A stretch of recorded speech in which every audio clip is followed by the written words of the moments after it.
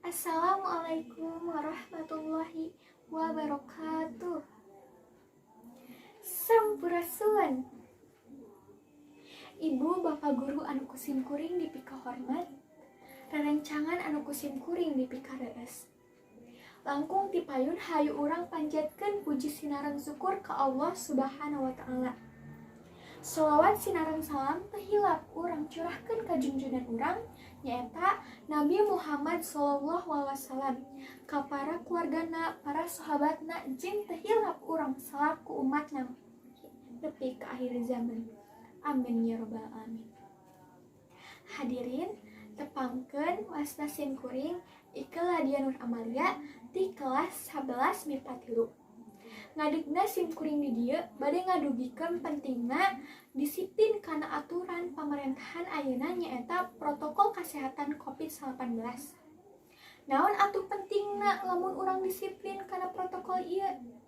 Numutkeun ngawabahna virus corona atawa COVID-19 di Indonesia, pamerintahan Indonesia nyieun aturan nyaeta protokol kesehatan COVID-19. Dina eusi protokol ieu teh ngahimbau ka masyarakat kudu sangkan taat kana aturan. Sangkan bisa ngajaga kasehatanna dina tengah-tengah wabah virus corona ieu. Dina eusi protokol kesehatan ieu teh diantarana lamun urang kaluar ti imah kudu dimasker, salawasna kudu ngumbah leungeuntur bener, ngajaga jarak antar batur, jeung leuwih alusna mah urang cicing di imah. Eta sakabeh aturan teh kudu urang terapkeun dina kahirupan sapopoe. Lantaran urang salaku masyarakat teh kudu taat kana aturan pamerintahan, carana nyaeta disiplin kana aturan pamerintahan ieu.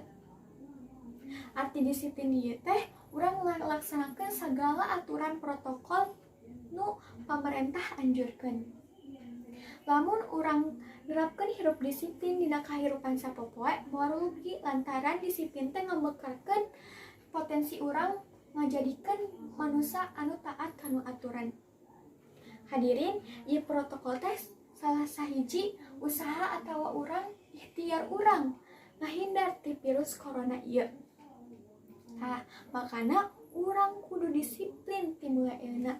Urang kudu ngalaksanakeun sagala aturan nu ku pamarentah anjurkeun.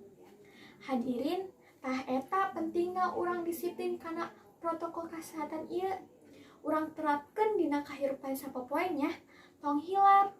Hapunten anu diteda, bilih aya kekecapan anu kirang beunah, bilih aya cariusan anu kirang pantes.